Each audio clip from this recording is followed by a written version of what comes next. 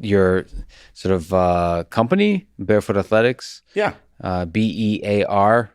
And the tagline is optimizing the human to ground interface. We've talked about this a little bit with the powerlifting. How do you think about the foot ground interface? It's interesting that we know that we should train all these parts of our body to be able to be stronger, be more resilient, but we think that the foot is different, that we need to package it and modify it, and somehow that's the science of making, it healthy. Where I challenge people, think about that. Like, first thing you do in the morning is roll out of bed and put your weightlifting belt on and wrap it on tight and wear it till you go to bed at night. Do it with your shoulders, your knees. Wake up and put some knee wraps on, okay, and elbow wraps, and see what happens. One, you'll get weaker.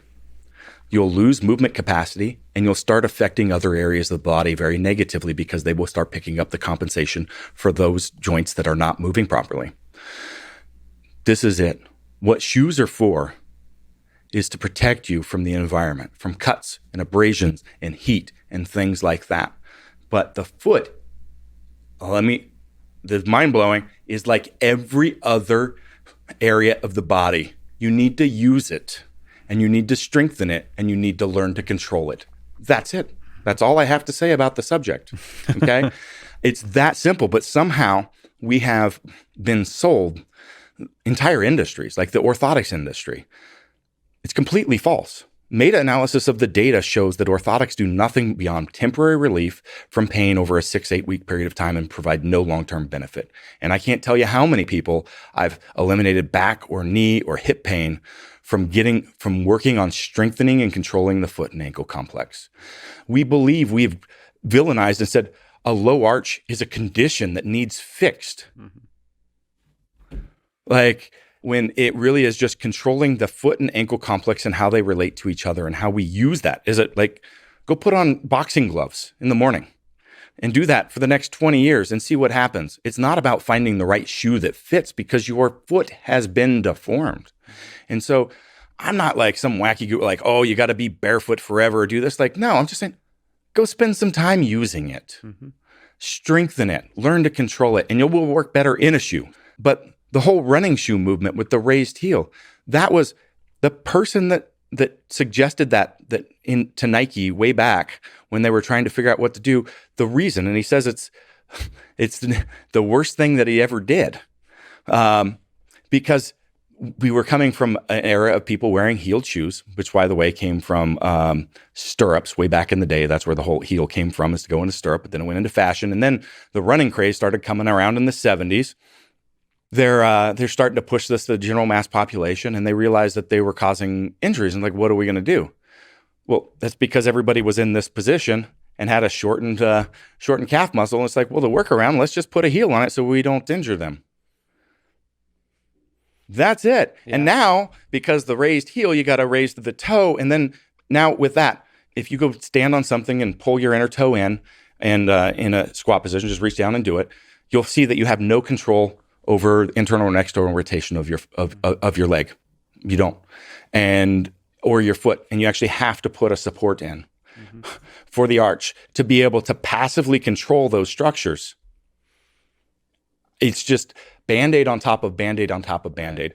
Use it, strengthen it. If you want to wear some shoes because they look good or fancy, I'm like, I have no problem. I mean, I go out on my wife will put on some high heels every now and again. But all I'm saying is use your foot. My 1,000-pound squat, my 1,000-pound deadlift, we're done barefoot. I'm not trying to sell you shoes. Go do it with no shoe. That's what I've been promoting. I did that for 6 years and I promoted it. But people ask me like, well, what do I do? Because my gym requires shoes. Okay. Where do I go? And then I go, well, you could pick up these other finger shoes or whatever. And they go, man, my wife won't have sex with me if I do that. And I go, I know, mine either. Like, trust me, I'm not making this up. Everybody in that market markets to one segment, and they're still missing some gaps because they still have a little bit too narrow of a toe box. And if you're lifting, you have the opportunity to really get that splay and start working on this stuff better. So I just wanted to create a shoe. These ones are odd colored because it's a partnership with Kabuki. Normally we've got a black or a gray, low top, high top, sticks to the ground for lifting, so we can do that. And it's very pliable. It's a moccasin. It's a modern day moccasin, but looks okay that you can wear it around in other areas if you so choose. Like, you know what the number one healthcare cost in America is? What's that? Diabetes, heart disease, cancer, low back pain. And what do you attribute low back pain to? Well, it's attributed to a lot of things, but inability to control spinal position, which starts happening from some breathing issues. It also happens from the foot. So there's a lot of stuff, but everything that I do actually focus on improving this. Yeah. So that, and it all starts with the feet. This is one thing. Like, this doesn't affect breathing, but so it does actually affect breathing to some extent and spinal stabilization. So the raised heel and toe will make you stride further. Because of just how it operates. But that overstride is a result of opening this. So we open the pelvis and diaphragm. Did we talk about that and the impact that has for controlling and spine? Yeah, I think we touched on that. But it's all this stuff plays together. So the gait affects that, and so the shoe affects the gait, and then so it's all connected. All connected. Let me be very purposeful with some conversation here, though. Sure. We've talked about periodization. This was a big gap. So people go, well, when people started running with those, they started having injuries back when the finger company produced those and didn't do the education around this very simple concept.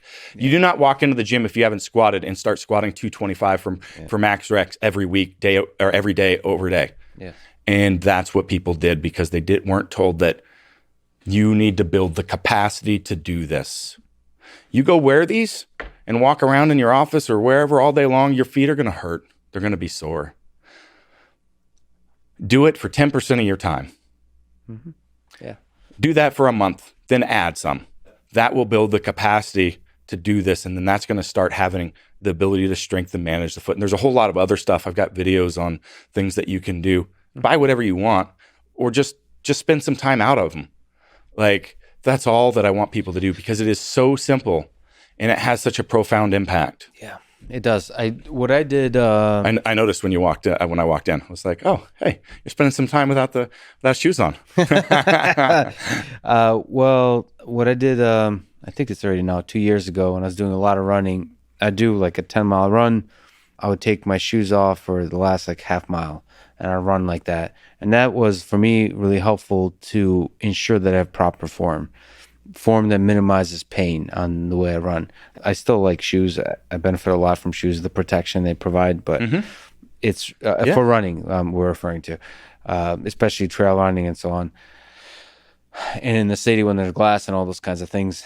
But it's really important to have minimal sort of protection on your feet. For me, at least, it was to figure out the ways that my form, basic movement, and like the positioning in the foot, the impact of the foot, and everything, the lower leg, like the entirety of the torso, really, how it's improperly positioned in terms for the objective of minimizing pain. And the barefoot running really helped fix that for me, because I figured out that I need to take shorter steps, more frequent, all those kinds of things. And that really helps you figure that out. Like, let's be realist about stuff. Like, spend some time using it, strengthen it.